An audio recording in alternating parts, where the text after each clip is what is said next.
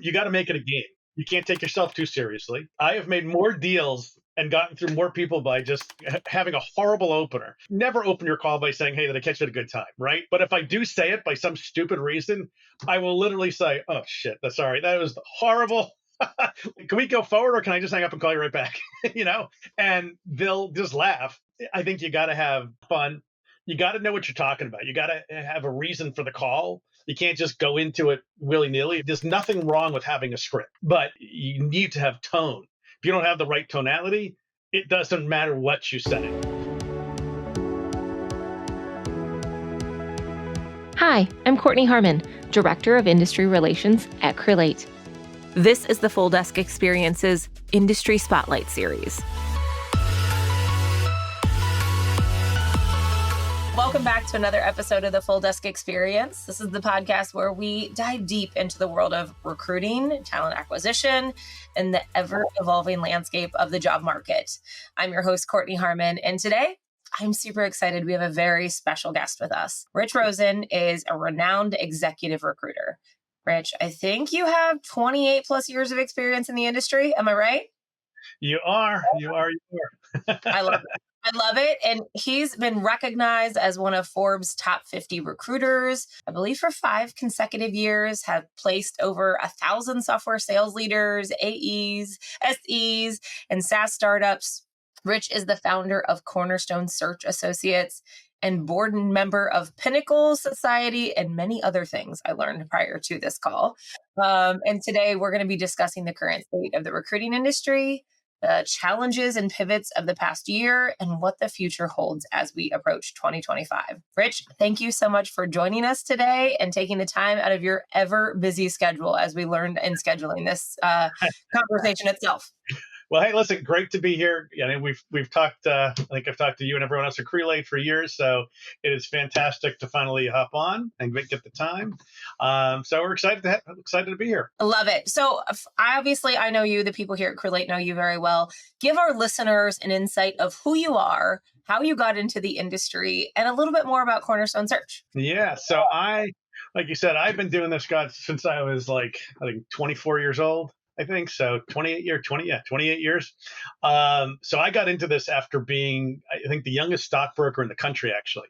So I was actually a stockbroker down in Virginia before I even got out of college, managing $150 million back when that was actually a lot for a big broker back in the 90s. Now they've got billions, right? This was like one of the top 150 brokers in Dean Witter at the time. So I was picking all the stocks, telling them, hey, buy this, buy that, writing the reports up, interviewing.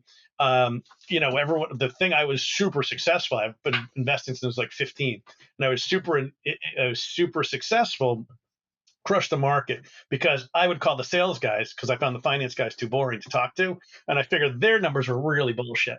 I can say bullshit here. Yep. So, you heard me other podcasts. It comes out a lot.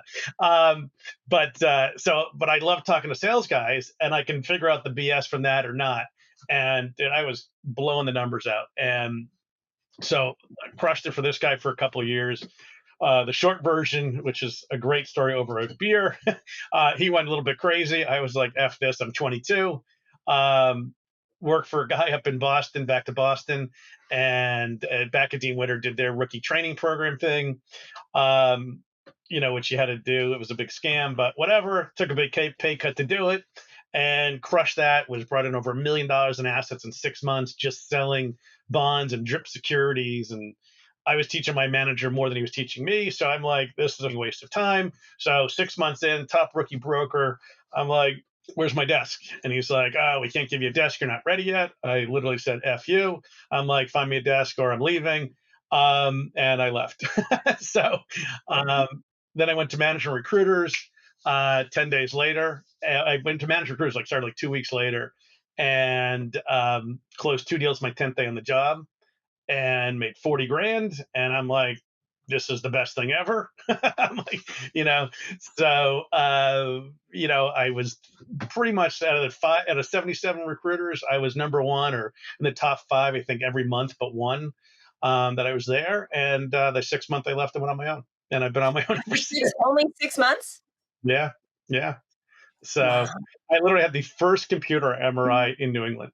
I bought the first computer in the entire. They had a phone system that was literally a year older than I was alive. So it was the old phones with two rows of blinking lights. So it was like, well, this is stupid. And but the guy, they there was some questions on they were trying to question, they're trying to get not pay me on something else, and I was like, dude, once you start screwing around with commission, I'm like, I'm done. So especially I'm like, I'm started the niche. I'm like, I have my own computer. You're really providing me a roof during the day. So it was straight commission. There was a draw for like whatever $360 a month or whatever silliness it was. So and I kind of went into it thinking, hey, listen, if I like it, I'll start my own business. If I don't like it, I'll find myself a job. That's the whole point. So, yeah. So I mean, I loved it, crushed it, went on my own, and been doing it ever since. So tell us about Cornerstone Search, obviously. So 6 months at MRI, you were peace out and you started this bad boy. Yeah. So Cornerstone. So I started Cornerstone. Initially, I was actually doing long-term care, nursing homes and assisted living. Placed like directors of nursing and administrators for nursing homes. It was fantastic until they all went bankrupt. so, so then what I really wanted to do anyway, when I was Amarai, I really wanted to start doing software salespeople. So I tried a few other things in the meantime just to test some things out. But I was always attracted to the sales side. I always think you got to sell with what you like. I like tech. I like sales. Made sense. So I hopped into software sales essentially since I don't even know what it was, probably the late 90s at some point, and placing software sales reps and execs for early stage software companies, VC backed, PE backed. I mean, sometimes it's the first person in the US, sometimes it's the first salesperson of the company, period. And dealing with the board, CEOs, CROs, obviously, and building out these teams. And it's been an amazing journey. I've worked with some incredible software companies. I've made, I mean, countless millionaires. The guys I place because of the equity. Everyone's like, equity doesn't pay. I'm like, I don't know. It has for my clients, like Tableau and Aptio and Medallia and Unica. I mean, these are companies that all sold for ridiculous amounts of money or went public or whatever. I mean, I had one client a couple of years ago. I placed their board advisor and then placed their two reps. And then the company got acquired a year later for 100 times revenue. I mean, and the CEO was such a great human being because like my whole thing is I work for good people. I would not work for some schmuck. I don't care if candidate, client, not worth the time or the money to me. And I mean, this guy was such a good dude. He literally paid out the reps. He accelerated all their vesting as part of the deal. So, which is unheard of, but it was pretty awesome. That's So, crazy. I love it. What an amazing story. Now, we were talking prior to getting on, and you talked about being in this industry for a long time. And then I know 2 weeks ago, you were at Pinnacle, being on the board there. I was at Staffing World last year. We've kind of been a lot of places right now. Before we dive into anything, I'm just curious, how are you guys? What are you hearing? How are you feeling the temperature of our industry is today, October 2024? yeah, it's a good question. It's seriously in flux, and it really is so dependent on the niche you're in. If you're in accounting or health tech, you're probably crushing it, to be honest with you. I mean, I've got multiple friends that are doing, they may have 5, 6, 7 person teams, and they're doing 2, 3, 4, 5 million and 7 million even in billing in some of these cases. So it depends what niche you're in. I think overall the market's it's soft, but it's not bad. I mean, like COVID was bad. That was bad. Like this is just soft. It's a downturn, but unemployment is still historically low right now. It's like 4%. So, and people don't want to buy it, but that's the reality is the people we're all should be placing are that top 10% candidate anyway. So if that's not what you're presenting, assuming you're doing, executive search, not just, entry level stuff. If that's, not what you're sending to your clients, that's why you're losing. So, and the recruiters I talk to, they generally just send anyone with a pulse in. And it's a horrible way to run your business. It's a horrible way to run your desk. And it's not a great way to make a living. Those that are sending quality, is it tough? Yeah, it's still not easy, but they're still making 3, 4, 500 grand, or more. but it really is going to be dependent on your space is a heavy dependent, but it's also on you and choosing better quality clients. Because I find most recruiters are not, they're taking any job order they can get, thinking busy is better than productive, or I'd rather have less and fill them than more people just spinning me in circles for no reason. That's all. I don't know if it's a long-winded answer to your question, but the market's okay. It's getting better. Okay, It's that's fair. getting better. That's fair. And there, I think, and I don't know what you've been hearing or seeing when you're in it. There's a lot of optimism too. I think in the conversations that I've had at Staffing World with clients today, they're like, I feel a little bit better this month than I did 3 months ago. Even if 3 months ago was rough, I'm very optimistic for 2025. ASA came out with a lot of numbers that they feel optimistic as well. Do you feel the same? 100%. Yeah, I mean, you can already feel the market turning. Like yesterday, I sent a bunch of emails out, just, Sunday, just checking emails with a bunch of former placements and executives and stuff like that. And, you know, I got a huge response rate. A lot of them, hey, they're starting to look. A lot of them are starting looking for advisor roles. A lot of them are going to, tell me their hiring plans or what's coming up, for this year and next year. So I definitely think it's going to be a better year. I mean, 2024 has been a roller coaster. Everyone was scared between interest rates, didn't know no one knew what was happening, the election, all that stuff will be gone, and people will be moving on, come December, quite frankly. So I have to think next year is going to be a better year, much more streamlined. I mean, right now you're dealing with executives that have never had to deal with interest rates, so they don't know what they're doing. They, especially at the startup world, they didn't know really how to manage money, and everyone's fighting for their job because the PEs and the VC firms in my world were breathing down everyone's neck. So, talk to me about 2024. Well, you just said it was a roller coaster. Talk to me about how you've pivoted in 2024. As doing all of the workshops, all the things that we do, there was a lot of talk of everyone had to learn how to do sales again. And actually, Chris Hassan and I did a conversation about sourcing at Staffing World. They're like, I still can't find people. Tell me how you pivoted this year, what you're doing differently, maybe from the beginning of the year. Kind of give me your strategy and kind of what you've seen. Yeah, I don't know how much I've really pivoted, to be honest with you. I think it's just, I always take, when you get these softer markets, you gotta get back to the basics. Like, I still always refer back to my MRI manual from 1990, whatever the hell it was, 96, I think. I mean, seriously, because the bare bones are still good. Now you get AI and all the other stuff. So, like, I'm a big, I love checking all the tech and all the tools. Personally, I mean, most tools I find are utterly useless. They're just building an extra list for you. But, like, for me, like, it Crelates is like my foundational centerpiece for my business, and then I get companies like Outplay and other things that I've gotten integrated with you guys that work seamlessly, and that makes my life super easy. What I So that stuff's all been great, just better using. I mean, like, the best thing with AI is just having it write better emails. Like, people act like, a lot of the writers in the different markets, like, oh no, AI doesn't write like a human. It does if you know how to use it. You can absolutely 1000% make AI write like a human, and better than most humans, but it's still something that will sound like you if you know how to prompt it properly. So that's what people have to get good at doing. So I think doing stuff like that, and honestly, just getting back to basic. Like, I love cold calling. I don't ever think I'm good at it, but somehow my stumbling through it seems to work. I still do it all the time. Like, I've probably done more business development work this year than I have in the last 5 years combined. And so I think getting back to cold calling, I think there's too many recruiters are afraid to get on the phone. And I'm like, I do not. I mean, there's few recruiters that are busier than I am. I find, not to sound obnoxious, but I've put my numbers up online before to show people, like, how many inbound calls, emails, and inbound calls, outbound calls, emails, time on the phone, all those things. And at the end of the day, is if I have time during the day, I don't understand how you don't have time. I mean, but you're, or vice versa. But I've gone to people's offices or done different training calls for people, and their office is silent. Everyone's waiting for inbound calls. And I don't care what every trainer tells you, they don't teach you how to cold call because they don't like to cold call themselves. They don't know how to cold call. You didn't find them through a cold call.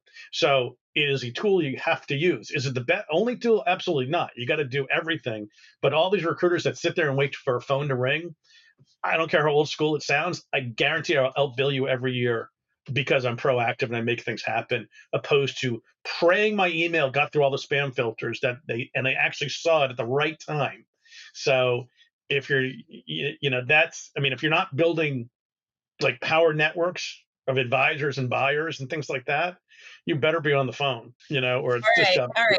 So you're one of the very few humans that openly admit they like cold calling. Like may not be the right word, but it's a necessary word. Like I do like it actually. You know what? I don't know why. I think it's a dumb game. That's why. Okay, I'm competitive. You want to play Tiddlywinks? You're going down, Rich. Yeah. That's kind of my mentality. I don't dislike cold calling. I don't want to say I like it. But for those that aren't accustomed to cold calling, there's some phone resistance. What are 3 tips you'd give them for cold calling? I think you got to make it a game. You can't take yourself too seriously. Like I have made more deals and gotten through more people by just saying, having a horrible opener. Like even like never open your call by saying, "Hey, did I catch you at a good time?" Right? But if I do say it by some stupid reason, I will literally say, "Oh shit, that's sorry. That was horrible. Can we go forward, or can I just hang up and call you right back?" And they'll just laugh. I think you got to have fun. You got to know what you're talking about. You got to have a reason for the call. You can't just go into it willy nilly. If you're, there's nothing wrong with having a script. All right. Yeah. But you need to have tone.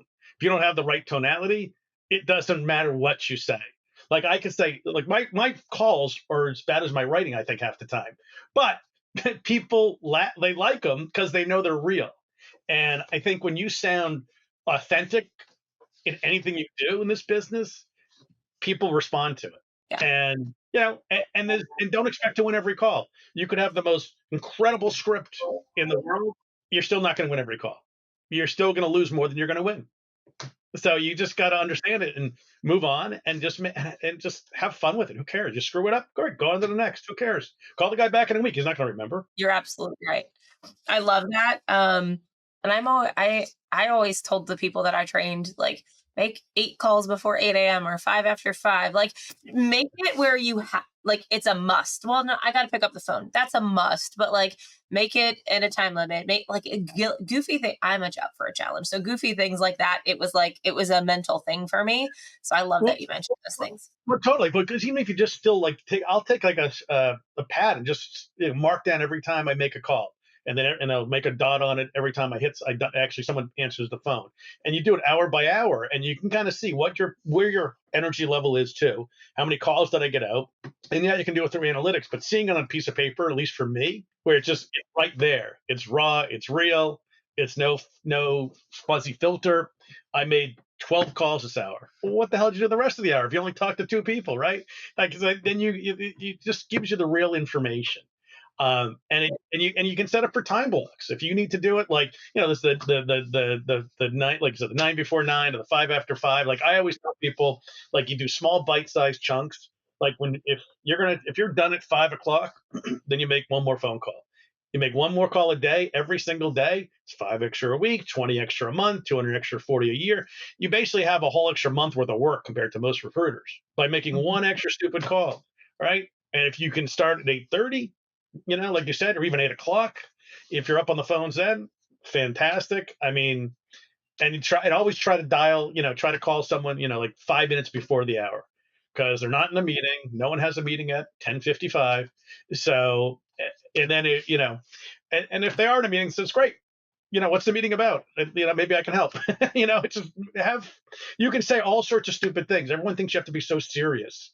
And if that's your thing, then awesome, be serious. But I'm not very serious, and I don't take a whole lot seriously. So it's like, listen, this whole job is a game. This is roulette, the slots, however you want to. MRI used to be spin of the dial. It was the SOD. The SOD calls. This is a game, no matter how you want to look at it. It's so. Have fun. And it makes you human. Right now, I mean, there's some amazing AI tools, and AI has its place and its touch and its way to speed us up or make us better. Some people like to say your superhero cape. Um, but it still shows that you're human, whatever that is, and you're breaking through the noise of what the new status quo of noise is in today's environment. Yeah, and you'd be surprised. I mean, how many people execs you talk to, they're like, I never get cold calls. If you reach through, they're like, no one calls anymore.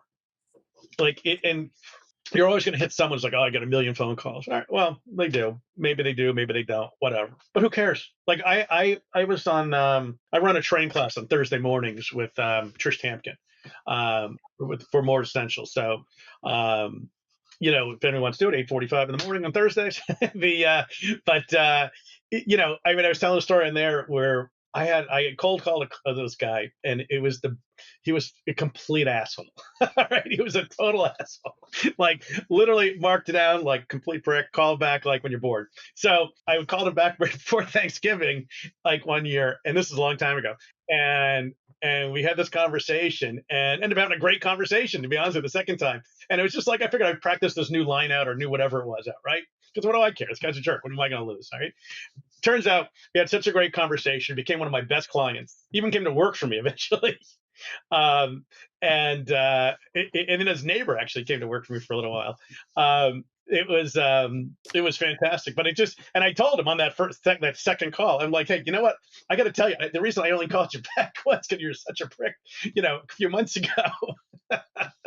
So you would be amazed what you can get away with if you're actually honest. It's like, that is the easiest part of this job, by just being who you are. And, people, the biggest thing I learned when I was a stockbroker actually was, you're going to attract like-minded clients, you know? So if if you're really stiff and rigid, that's what you're going to attract. If you're fun and relaxed, you're going to attract fun and relaxed clients. Like I like most of my clients, like, once they get that first time, everyone's a little feeling each other out. But once they realize that I'm actually there to help them, it's like the commission's a bonus for me. Yeah. You can crush it. All right, you talked clients. So let's talk about that for a second. As you look at the business you've done, this was a big conversation in the past 5 months. I had another conversation with another podcast guest, and he was like, my business is great, but my business is great because of the relationships I've built. How many of your clients today are those reoccurring, those key accounts that you have today that you expect business from year after year versus new clients? Do you have a percentage, 60-40, 80-20? Yeah. I would probably say, I was thinking about this yesterday, actually. Mine are all startups, so it's weird because startups are transient and people are here today, gone tomorrow. Clients retire, some retire late, some retire early because they made a ton of money. But I've placed like 1,100 people, so I got a huge list of past placements to go through. People, and it's not even people you place; it's people you submitted. If you're a good recruiter, you build a rapport with them, so you can call them as if you made the placement anyway because you treated them well. But I would tell you this year, probably 75% of my business has probably come from existing clients. The rest from net new, from cold call and outreach, which in this, interesting market, I'm okay with. So, it's been I had net new client. From a cold call, I did, got 3 retainers from and did well over $100,000 in business with, so, including a deal in Europe. So it was, which I don't do a lot in Europe. So it was good. So, that's amazing. Yeah. So let's go back to focus on your industry of software sale professionals in general. Could you share some insights on how the demand for software sales professionals has evolved over the years, maybe focusing on the last 2 to 3, since it's been a wonky market the last 2 to 3? Yeah, 2 to 3. So this is 21, 22 were amazing. I placed more than a person a week for like 2.5 years. Like 55 placements a year for a solo recruiter is insane. So it was bananas. And 23, first half was good. Second half started to tail off a little bit. Then 24 is, it's been a slow rise. But it's the clients themselves are they're very out of sorts, especially in startups where you're so dependent on the VC money or for loans and things like that. So interest rates played a big factor. The election's a big factor. To me, like I'm always amazed when someone doesn't want to hire a top producer, especially these younger companies. I'm like, this is when you top grade. You got to make the tough decision. It's like, you got to lose your quarterback. Why keep him? I mean, if you're like the Cleveland Browns, like, why are you keeping Deshaun Watson? All right. So, so Of course, you had to pull them out of the box. All right, fair. easy target, right?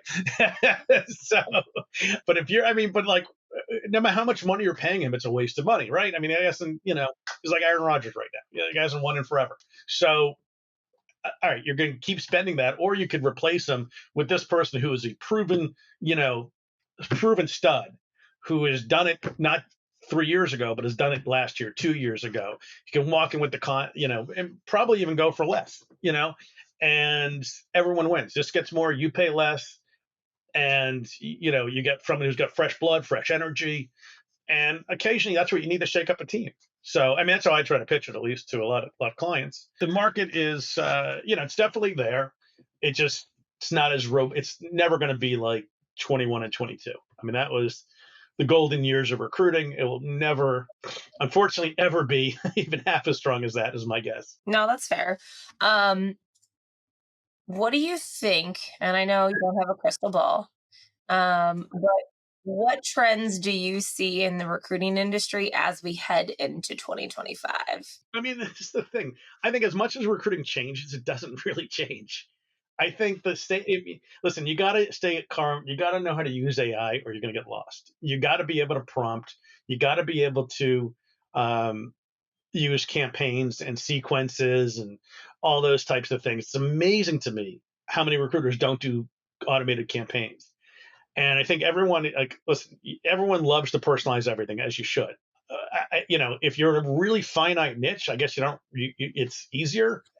But for most of us, you can't personalize enough and do it at scale. It's just impossible.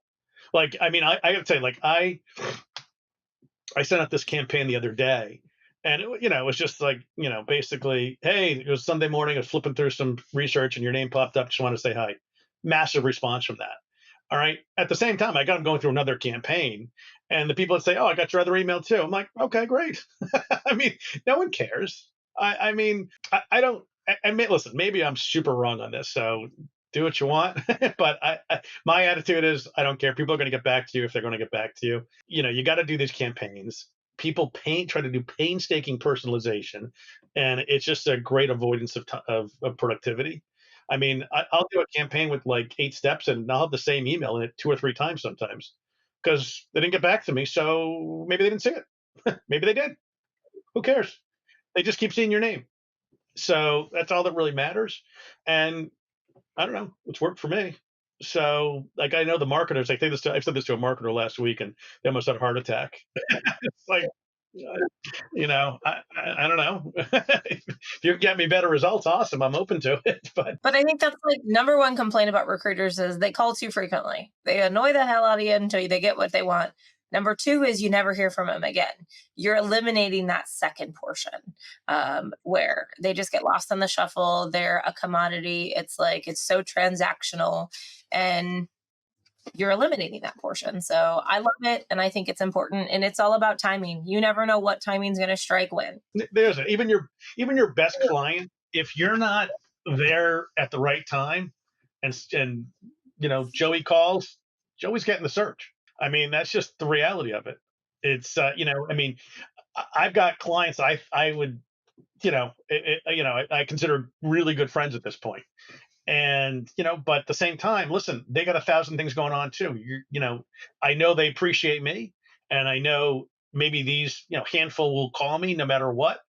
But I got 30,000 LinkedIn connections. I can tell you 29,900 and probably 95 of them are not calling me first. I wish they would. They should, but they're not. And I get too many recruiters that think that you're on their mind as much as they're on yours, and it's just not true. So, you always got to keep on top of things. But I don't You just know. Go ahead. no, go ahead. You can No, finish. I'm not sure if I even answered the question. If it was a You long. did. You did. You just talked about your extensive network. I just want to tap into that. How do you leverage this massive amount of contacts, these 30,000 people on LinkedIn, to find the best candidates? Obviously, you have new people looking for new technologies, new things.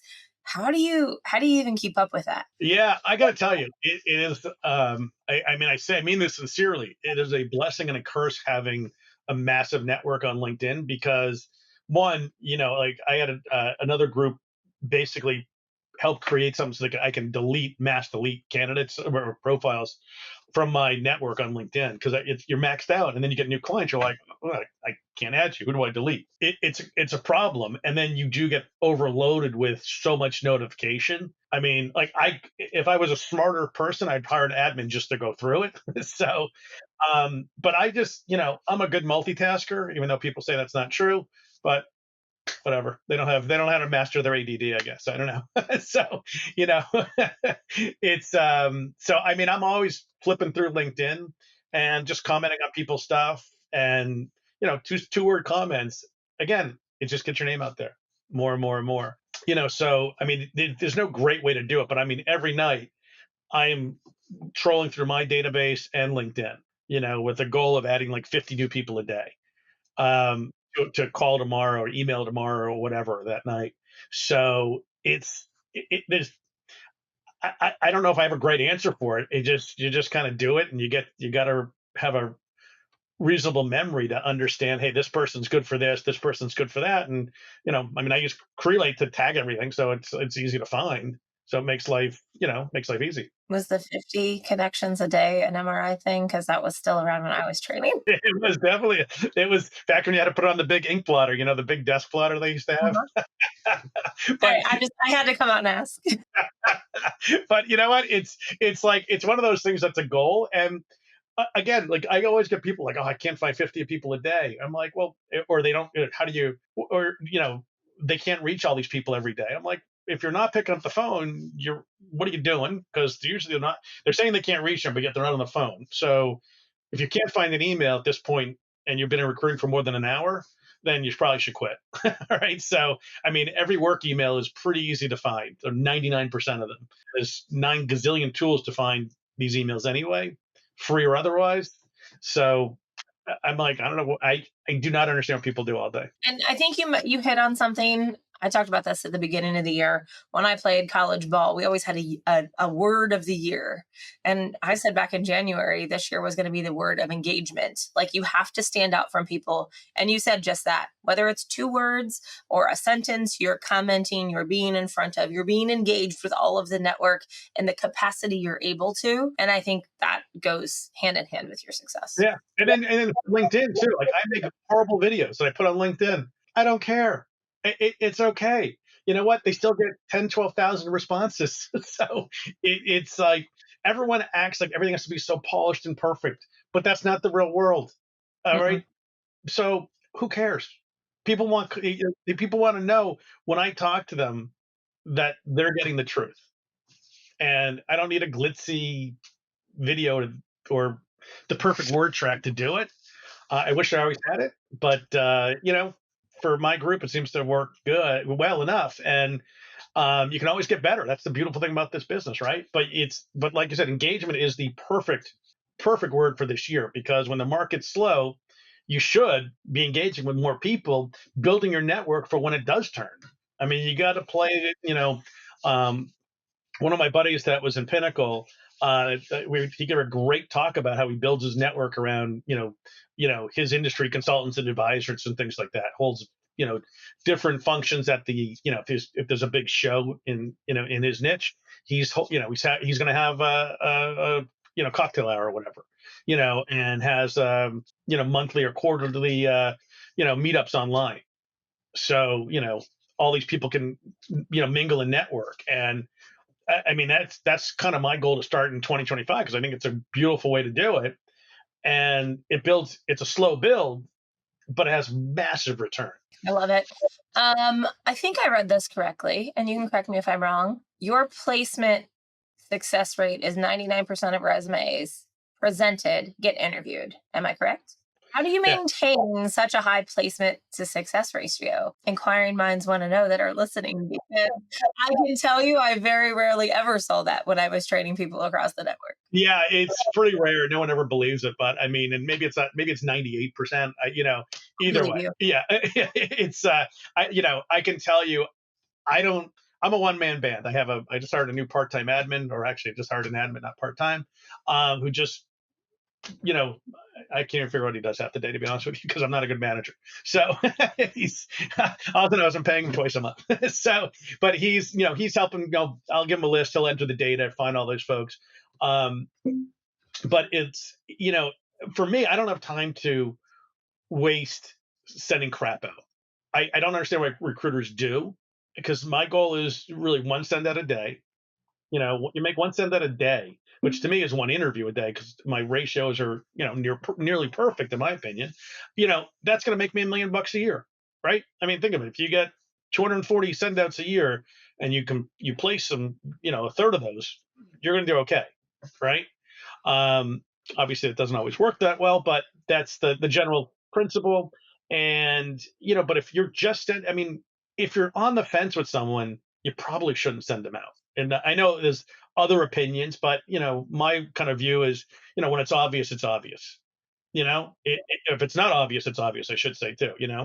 And because listen, if I don't think this guy's good, the chances are my client, who knows the role even better than I do, is probably not going to like him. Sometimes I'll have a conversation with the client and say, hey, listen, I talked to this guy who's done A, B, and C. What are your thoughts? But you can only do that so many times, in my opinion, or then you're just an annoying recruiter. You're not bringing them value if they have to evaluate every resume you send. Like I tell my clients up front, I'm going to send you 3 or 4 people, sometimes one person, and you got to be ready to hire. And I had a client 2 weeks ago. We sent him one person, wasn't ready to hire. And I was like, you're not ready for me. This is a waste of my time. And you got all the way to the final. You're like, the guy's a 9 out of 10, but he's like, it's only the first person we've seen. I'm like, who cares? It's the right person. It's the right person, right? I mean, waiting to see what's better around the corner just seems silly to me. So we moved on from that client. And, by working with clients that actually take you seriously, you have better results, and you become a trusted advisor when you can tell them, hey, listen, I'm going to send you people that match your spec. That's why we're getting the engagement fee. It's not to waste your time. It's not to waste my time. It's so we're partners in this. And this, when I send them, here's your 3 bullet points, 4 bullet points about why this guy matches, why he's perfect. And if I have a question, I'll put it in there. I'll put a negative in there too if I think there's a negative. And that's that. But then they start to see, hey, listen, everyone you send is right. Like most of my clients, I can avoid the internal recruiters or partner with them. I don't want to avoid the internal folks. I just don't have to fight with them. I don't want them to slow me down. I want to keep them fully in the loop, because sometimes they're going to get information I don't get. I'll get information they don't get sometimes. And if we all work together, we all win. And so we try to make it so it's not a competitive situation. And sometimes it takes a little doing, but we generally get there. So I don't know. I mean, I think if you take the approach of like, I just want to see the company win. Like, I think dealing with startups, I think it's really cool when I see a big billboard up for like Tableau, who was a big client of mine back in the day, or Unica or Apptio or something like that, where I'm not dealing with the Oracles and the Dells of the world. You see that stuff. So when you see a company, you say, oh, I put their top 10 reps in there. I don't know. It's kind of cool when you can say you helped build it, and that comes across to your clients that you're a real partner. It makes a big difference. Well, and the investment is there. Like it's skin in the game. Yeah, exactly. I mean, like I try to take equity when I can from clients. And you want to be as much a partner, as much as a giver as you can. You always want to, the old phrase of more deposits, less withdrawals, I mean, is absolutely astoundingly true in recruiting. And, yeah, not everyone's going to remember it, but the ones that do are going to reward you. You talked about clients, and you've mentioned this twice. I'm going to go back to revisit it, of the idea of vetting those clients or working together in a way that is beneficial, not only for them, but for you. So How do you have a process of rating your clients or vetting your clients? How do you shift through all of the people that could be working with you versus should be working with you? But they all should be working. Yeah. The smart ones did. Um, but no, I mean, for me, it's all about personalities. Like you can have the best product in the world, but if you're just a putz and you're just like pompous and you think the world revolves around you and people should be so honored to come work for you, it better be paying a lot of money, and that fee is going to be really high on my end. I can't sell things I don't like. I can't sell for people I don't like. I just think changing jobs is so important to people's lives and hard for them. It's hard to make a move even when you know you have to make a move. To knowingly put someone into like the firing line of some jackass, I have no interest in it whatsoever. I mean, and I had this conversation with my clients. They're like, "Oh, what's your fee?" I'm like, "Well, let's slow down a minute. Let's find out a couple things. Let's get this hiring manager on the phone. Let's get whoever's involved in this interview. Let's talk to them and see what the story is. Make sure we're all aligned because 9 out of 10 companies, your hiring teams aren't aligned. You know, so and if they're not into it, okay, that's fine. I mean, and you never say never, but usually, you know, there's an asshole tax kind of thing, and if they're bigger jerks, then the higher the fee, and if they say no, they say no. Why do you think companies aren't aligned? Because a lot of people probably don't even connect that dot that you're like, no, I need to get everybody on the phone. And that's probably a common thing that people don't even dive deep enough into to realize that's an issue. So I'm bringing awareness to everyone outside that's looking to scale their organizations and grow.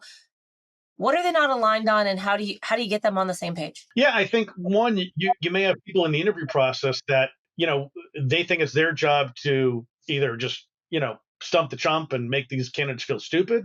Like, how do you not know this about our industry or this about that? They may be asking questions that are completely non-germane to like the whole conversation. They're not they're or you have like I had a situation where a company was hiring. It was like a total rocket ship unicorn for Andreessen. I think it's going to go down as one of the biggest flops. Like I was a really good friend with the CRO, so I took a lot of this stuff on, and it turns out like they had 4 people interviewing, and 4 people thought this person was going to work for them. So they all interviewed the person. This is what made me start doing this. Try to interview everyone on the interview panels whenever possible. Because after I found this out after a couple interviews, I told the CEO, I'm like, listen, we got to talk to everyone. I mean, this is insane. There's no way I'm sending 2 or 3 candidates in and no one's making the cut. As arrogant as that sounds, I mean, but I know what you're looking for. I've done a ton of work for the CRO in the past. I know what he wants, and this role reports to him. So why is a product manager getting to say no? And it turns out the product manager really thought, well, this guy doesn't know X, Y, and Z. And I'm like, you're right. He has no reason to know X, Y, and Z because he's not going to work for you, and it's got nothing to do with his daily job, the product or anything else. It was like a coding thing essentially. I mean, it was silly. So it could be something as simple as that. Sometimes just understanding what the personalities are like, so you know how to coach these candidates up too. Because if you get a candidate or in someone on the panel who you realize, hey, if they're not from company X, this guy's immediately going to be a no. Well, okay, you can report that back to the powers that be, or you can only find people from company X, and it happens a lot because they don't either respect a competitor or they don't, they just don't. They have whatever grudge they have against another company. So you got to get everyone aligned to make sure, hey, we're all rowing in the right direction. Sometimes even like now with ChatGPT, it makes it easy. It's like, all right, you ask these 5 questions, you ask these 5 questions, you ask these 5 questions, you ask these 5 questions, and you hook them up with like a Trax AI or something like that. And I'm like, you guys should all be recording your interviews. And then you can summarize it. Use like, I don't know if you guys ever use I think Trax is going to try. They're going to go onto Creelate's marketplace soon. But they're great. They're the nicest guys over there too. TRAQ.ai is what it is. But it's but theirs you can even summarize your interview, and then you can say, hey, would you hire the person? And it's actually pretty good. It's not. You can add. It's like its own little chat GPT built into it. It's really, really good. But like I encourage all my clients to do it. And these ones that don't want to record their presentations, I'm like, you're missing out because you were going to lose good candidates because you guys fucked up, and they're like, no, no, no, it's illegal. I'm like, it's not illegal. No candidate's going to say no to recorded interviews. All right. And if they do, it's probably a flag. So I'm like, record them and you're going to see your panel is causing the problem, not the candidates more often than not. But a lot of people don't want to look in the mirror. But what good insights. That's very good insights. I love that. I love the consultative approach and kind of giving them insights. You've mentioned quite a few tools. So I'm gonna throw this question out there. As a solopreneur, the one-man band, all that has to do all the things, what's your tech stack look like? I'm gonna pull this out. What is your tech stack? What are the must-have tools that you use? And you can tell me to pound salt. I'm just curious. I get this question all the time because I also pull the tools together for Pinnacle and the group and tell everyone what to grab. So my tech stack, I don't think it's that big, believe it or not, because I think most tech is really not great. I think it's just a noisemaker. Like I said, Crelate is what I work off. That's my base. Love it. Been on it for forever. I think I even run your guys' user group so on Facebook. So, but I use that. I've been using Lead IQ has been really good. Full and Rich has been really good, both for contact info. Obviously, ChatGPT is like, basically a third arm at this point. What else do I use that's really good? That's a must. One Tab is great if you're building lists. One Tab allows me, I can go to LinkedIn and open like 1,000 tabs. Like I like this guy, I like this guy, I like this guy, I like this guy, I like this guy. And then I right click and it saves them all to a list. And then I send that list, just that link, to my admin, who then he says all the people I like, he enters all those in. Because I'm not, maybe it's just me.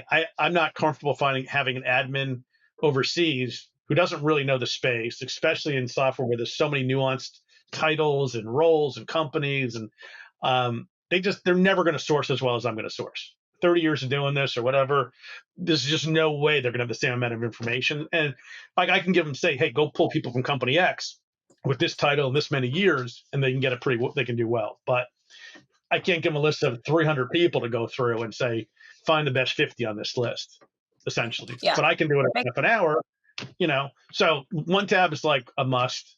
What else do I got that's good? I'm working on a few others. Chatterworks, I love for contact info. You need a couple of different contact finders because I think most of them are pretty bad. Chatterworks is a go-to one though. They're generally been pretty good for me.